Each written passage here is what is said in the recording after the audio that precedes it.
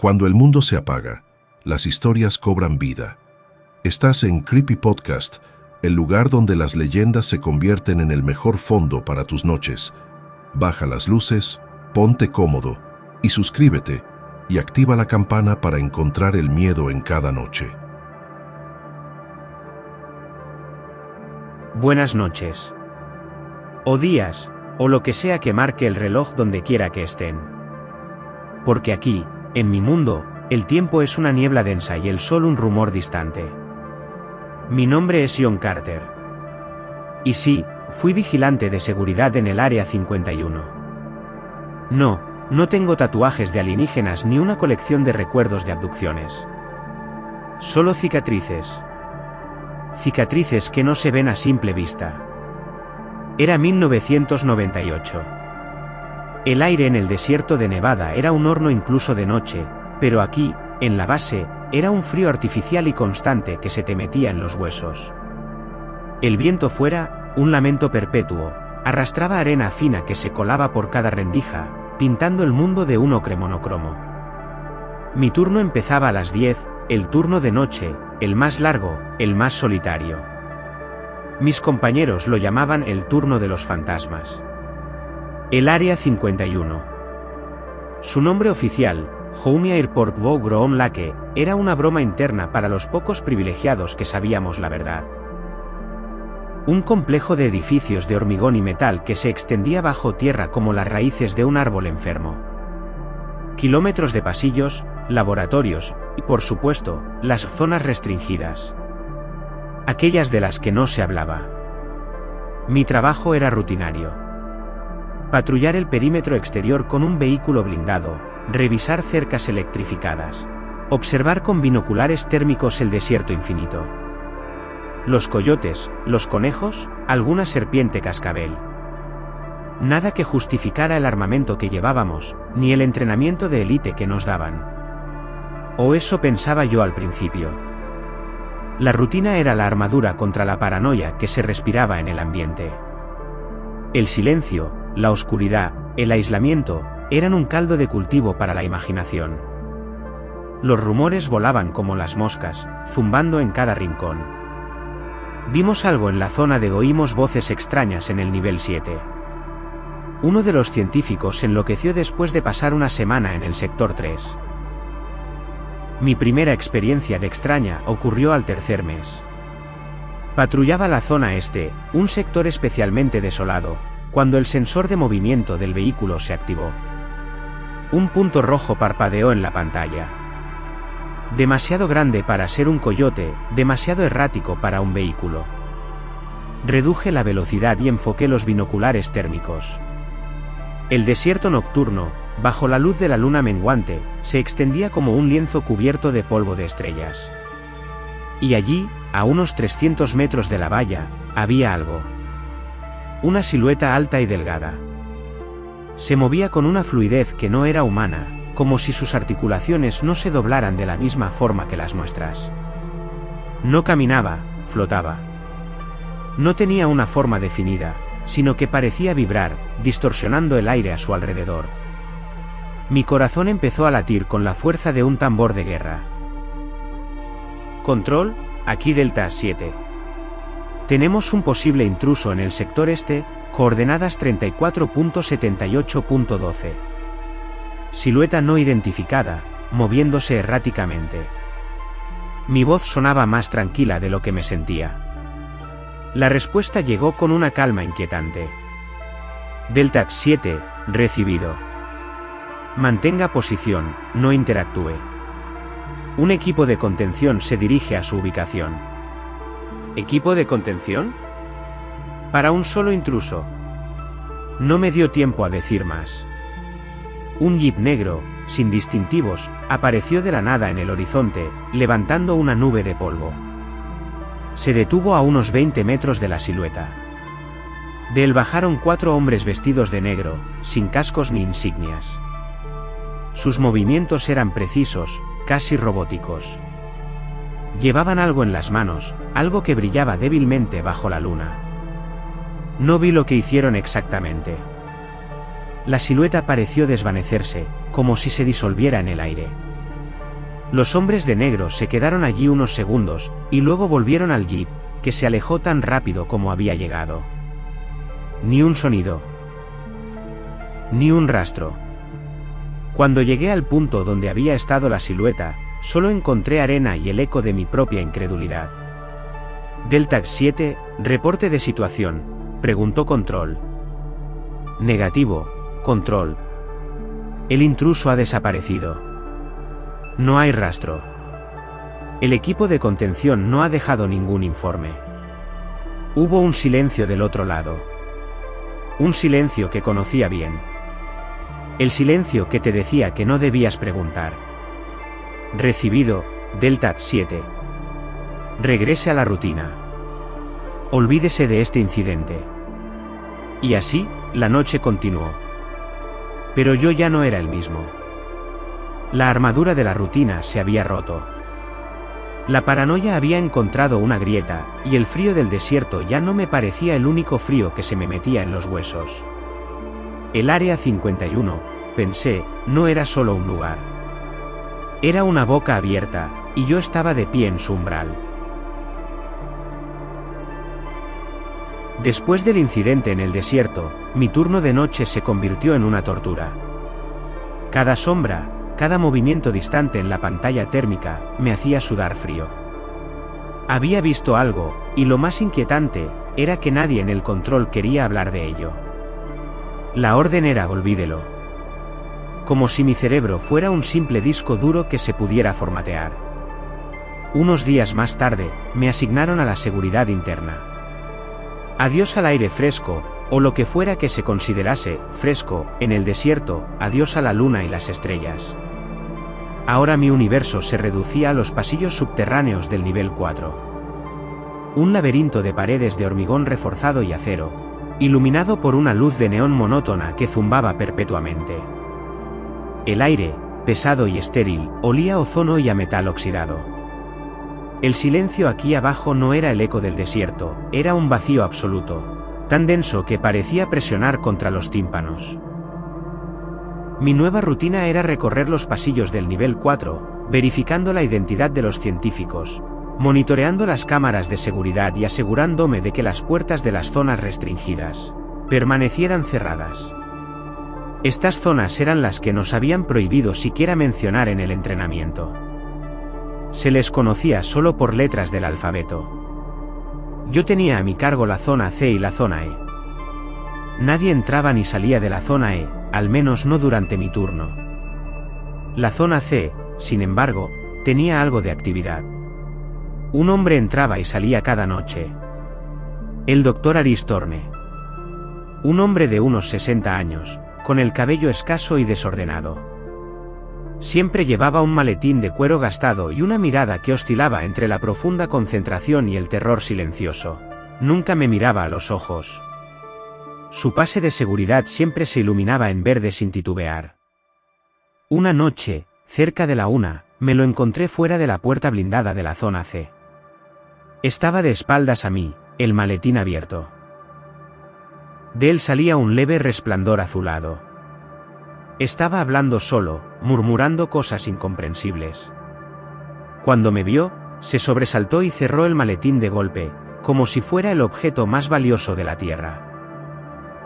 Lo siento, Carter, dijo, su voz era un hilo frágil. Solo estaba verificando mis notas. Todo en orden, doctor, respondí, intentando sonar profesional. Pero algo en su comportamiento me inquietaba. Había un miedo palpable en él, como el de un animal acorralado. Una semana después, el Dr. Thorne no apareció. Su puesto en el calendario de turnos estaba en blanco. No se dio ninguna explicación.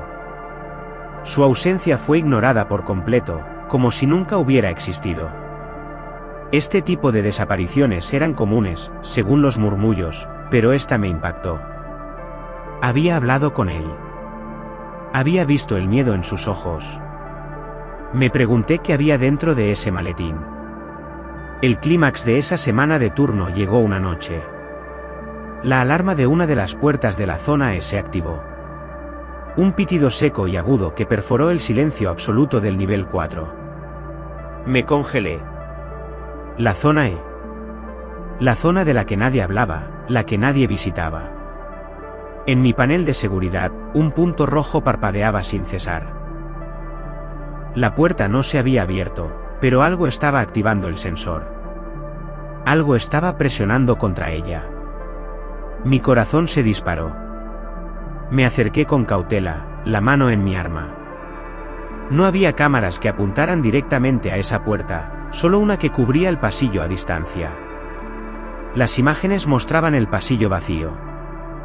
Pero el sonido no mentía. Era un golpe sordo, como si un saco de arena húmeda chocara repetidamente contra el metal. Pom, pom, pom. A intervalos lentos y medidos. No era una máquina. ¿Control? Aquí Carter. Tenemos una alarma en la zona E. El sensor de la puerta está activado. Mi voz, a diferencia de la última vez, temblaba. La voz en el intercomunicador, la de mi superior, el capitán Harris, era grave y sin emociones. Carter, mantén la calma. Reporta el estado de la puerta. La puerta está cerrada, señor, pero el sensor, algo está haciendo presión en ella. Se oye un sonido de golpes. Hubo una pausa al otro lado, una pausa que me pareció una eternidad. Podía oír su respiración. Carter dijo, y su voz estaba baja, casi un susurro. No te acerques. Repito, no te acerques a esa puerta. Un equipo de contención está en camino. Regresa a tu puesto. Pero la curiosidad era una fuerza irresistible. El sonido de los golpes se detuvo. Un nuevo sonido, un rasguño seco, lento, empezó a sonar del otro lado de la puerta.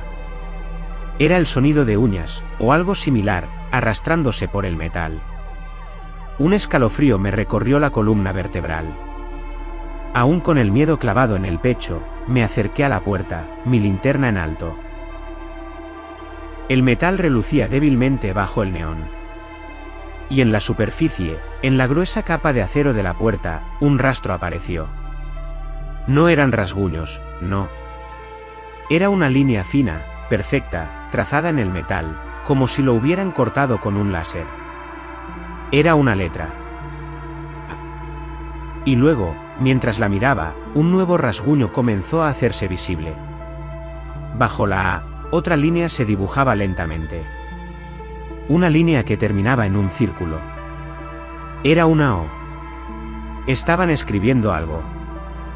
Algo que venía de la oscuridad de la zona E. El eco de los rasguños en la puerta de la zona E había cesado. Me quedé allí, petrificado, viendo la O tomar forma bajo la A en el acero. La linterna de mi casco temblaba. De pronto, un pitido agudo me hizo dar un respingo, era mi radio. «Carter, ¿dónde estás?» Vuelvo a preguntar, ¿dónde estás? La voz del capitán Harris no tenía su habitual tono de hielo, sino una urgencia que era casi pánico. Me aparté de la puerta como si me quemara. «Estoy en mi puesto, señor». Regresando de una ronda. El sensor de la zona E se apagó. Era una mentira, pero en ese lugar, la verdad era un lujo que nadie podía permitirse. «Bien. Mantente ahí. El equipo de contención está cerca. No te muevas bajo ninguna circunstancia», ordenó, y luego se cortó la comunicación. Volví a mi cubículo de seguridad, un búnker minúsculo con monitores y un terminal. Desde allí, podía ver el pasillo de la zona E en la cámara distante. Minutos después, vi a los hombres de negro que había visto en el desierto. Eran 3 esta vez, y se movían con la misma precisión inquietante. Sus uniformes eran más oscuros que la oscuridad misma. No llevaban linternas. En sus manos, un pequeño dispositivo que emitía el mismo resplandor azulado que había visto en el maletín del Dr. Thorne. Se detuvieron frente a la puerta de la zona E. Uno de ellos deslizó un escáner por el metal. Los otros 2 se quedaron quietos, en una posición que no parecía defensiva, sino de escucha.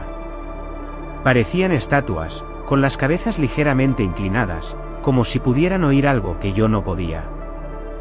De repente, uno de ellos se sobresaltó, girando la cabeza. Era la primera vez que veía un movimiento impulsivo de su parte. Susurraron algo entre ellos. Vi que el que estaba escaneando la puerta se detuvo. El escáner se iluminó con un brillo rojo y luego se apagó. El hombre que escaneaba se dio la vuelta y se alejó. Los otros lo siguieron.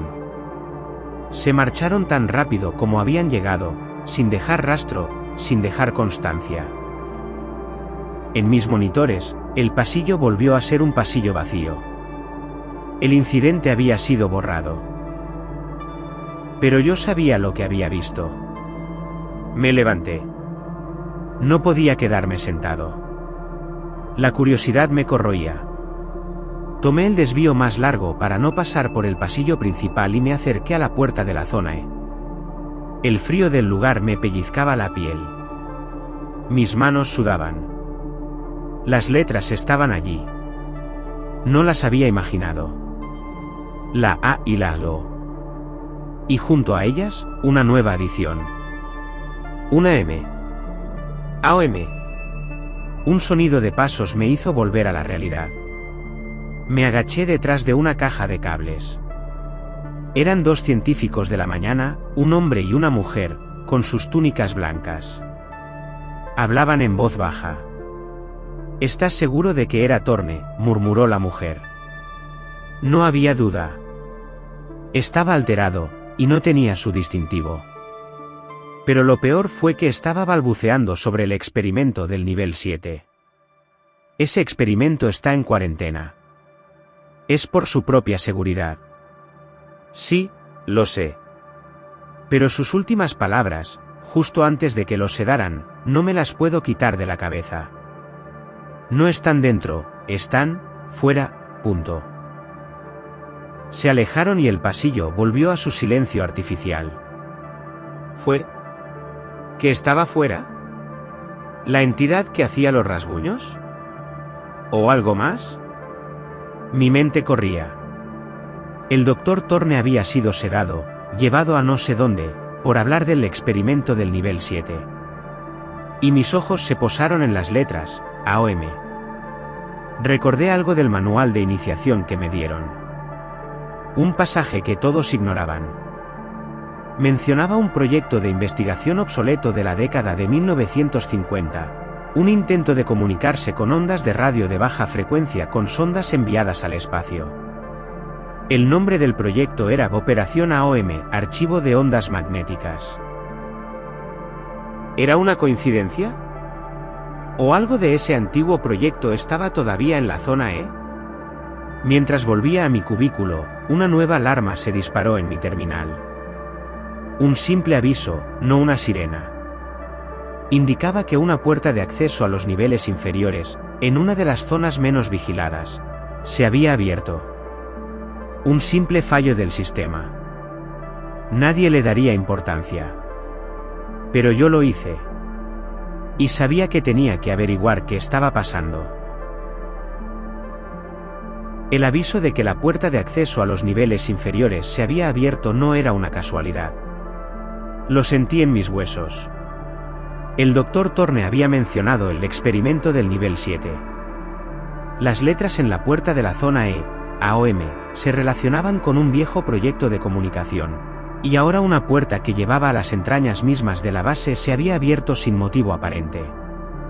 Tomé una decisión. Mi turno terminaba en media hora, pero no podía simplemente irme. Tenía que saber. Tenía que entender qué estaba sucediendo en la oscuridad bajo mis pies. Me dirigí al acceso del nivel 5, una zona sin vigilancia y sin cámaras. El pasillo estaba frío, y el aire, cargado de electricidad estática. Las paredes de hormigón parecían susurrar a medida que avanzaba. El único sonido era el eco de mis pasos. Cuando llegué a la puerta de acceso, la vi. Una rendija de luz se filtraba por la puerta semiabierta. No había códigos de seguridad que la hubieran abierto, no había huellas de manos, ni rastro de nadie.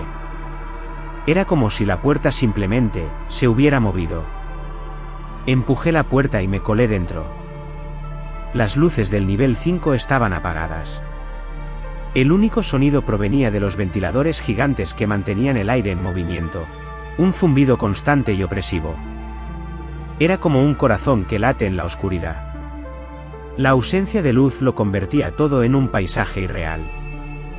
Los pasillos se extendían en todas las direcciones, un laberinto silencioso. Encendí la linterna de mi casco. El rayo de luz cortaba la oscuridad como una navaja. Me moví con cautela. Los laboratorios y oficinas del nivel 5 estaban en desorden, cubiertos de polvo y con el mobiliario amontonado como si hubieran sido abandonados a toda prisa. Las etiquetas en las puertas decían Proyecto Oráculo, Criptología Cuántica y Anomalías Psicoenergéticas. Nombres que antes solo había visto en archivos de alto secreto. Entré en un laboratorio con las ventanas cubiertas de hollín. Un olor agrio y metálico flotaba en el aire. En el centro de la habitación había una silla de metal oxidado. Y en el suelo, unos dibujos. Símbolos extraños, trazados en la fina capa de polvo. No eran letras. Eran complejos, con líneas que se curvaban de manera extraña y puntos que parecían formar constelaciones. Y en una pared, garabateado con un marcador negro y grueso, una sola palabra, ellos. Un escalofrío me recorrió la espalda. Este era el trabajo del Dr. Thorne. Aquí había pasado sus últimas horas lúcidas. Y lo que fuera que había enloquecido a este genio, ahora estaba libre. Un sonido me hizo girar bruscamente. Un zumbido, muy bajo al principio, que se hacía más fuerte. Era el sonido de un generador. Provenía del final de un pasillo que conducía al nivel 6. Seguí el sonido, el corazón latiéndome en la garganta. El generador, que se supone que estaba apagado, estaba en marcha. Proyectaba una luz tenue y parpadeante sobre un cuadro de control. En el panel, había un interruptor con la etiqueta nivel 7, cuarentena, activado. Un nuevo sonido, una vibración, me hizo mirar hacia el suelo. Una luz azul y difusa parpadeaba en el metal del suelo, justo al lado de un conducto de ventilación. Era la misma luz azul del maletín del Dr. Thorne, la misma que usaban los hombres de negro. Provenía de un comunicador de radio. Estaba sintonizado en una frecuencia que no reconocí. La voz que venía del otro lado era un susurro gutural, como el sonido del viento en una caverna. Era un idioma que no existía. La puerta de mi espalda se cerró de golpe con un estruendo metálico. El sonido rebotó en los pasillos de hormigón, amplificado, ensordecedor. La luz del generador parpadeó, se apagó y luego volvió a encenderse. Pero el comunicador seguía encendido, y la voz del otro lado se hizo más fuerte, más clara. AOM. Es... Inicio. No era una voz. Eran muchas voces. Miles de voces, todas hablando al mismo tiempo, como un coro de insectos zumbando. La luz del comunicador creció, se hizo más brillante, hasta que se volvió cegadora. Y de la luz, una forma comenzó a emerger. No tenía un cuerpo definido, sino una silueta cambiante, como la de la entidad que había visto en el desierto. Era más grande ahora. Más imponente. Más real. Supe, en ese momento, que no había venido solo. Y que no venía a hablar. Había venido a tomar posesión. Y yo estaba atrapado, a kilómetros bajo tierra, con una puerta cerrada a mis espaldas y la cosa que se había cobrado al Dr. Thorne, y a muchos otros, frente a mí. La figura que emergía de la luz azul era algo que desafiaba toda descripción.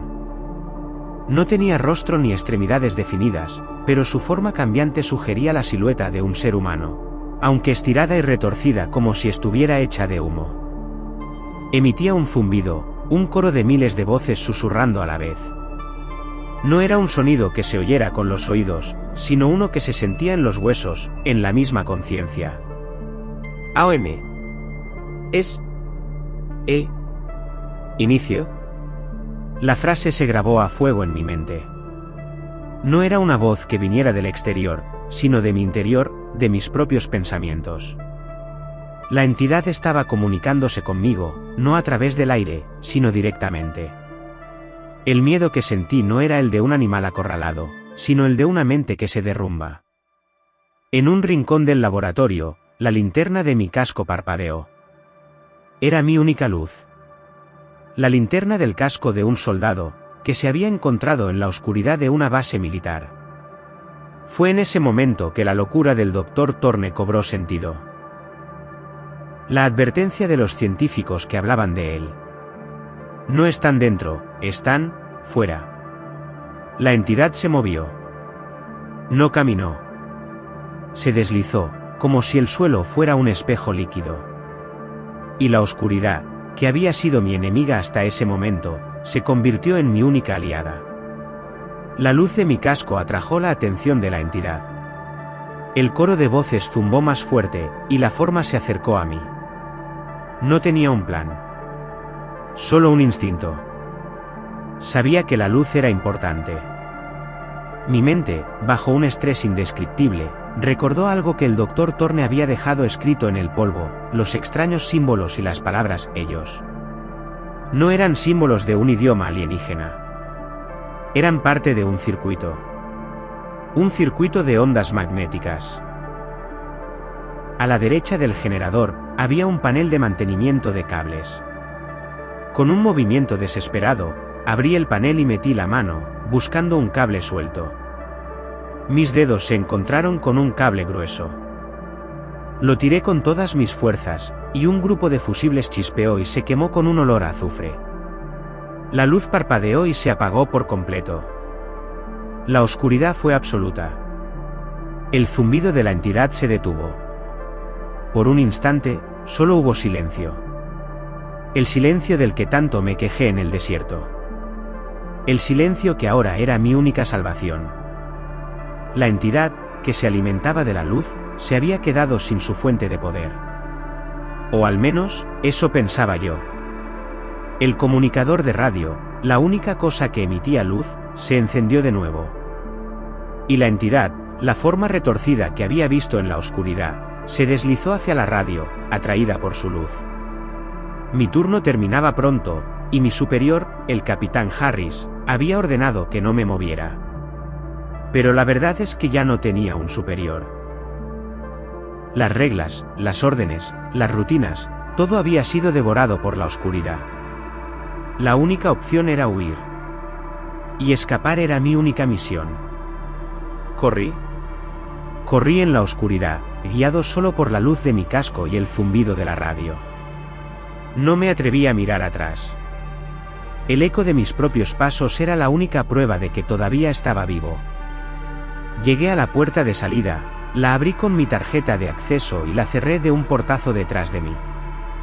Corrí a mi cubículo. Mis manos temblaban tanto que apenas pude teclear en el terminal. Había una sola palabra que necesitaba escribir en mi informe: abismo. La envié. Y luego, borré el informe. Sabía que lo que había visto no era de este mundo. Que el Área 51 no era una base militar, sino una trampa. Una trampa para algo que no se podía explicar. Me había salvado, pero a un precio.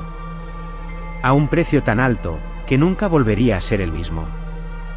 Y ahora, aquí estoy. Contando mi historia a la audiencia. No tengo pruebas, ni fotos, ni vídeos. Solo mis palabras. Y si me preguntan si lo que vi era real, les responderé que sí. Tan real como el miedo que siento cada vez que la luz se apaga y el silencio se vuelve demasiado profundo. El Área 51 no es el lugar donde los alienígenas son capturados. Es el lugar donde algo más allá de nuestra comprensión entra. Y a veces, cuando se queda en la oscuridad por demasiado tiempo, algo se escapa.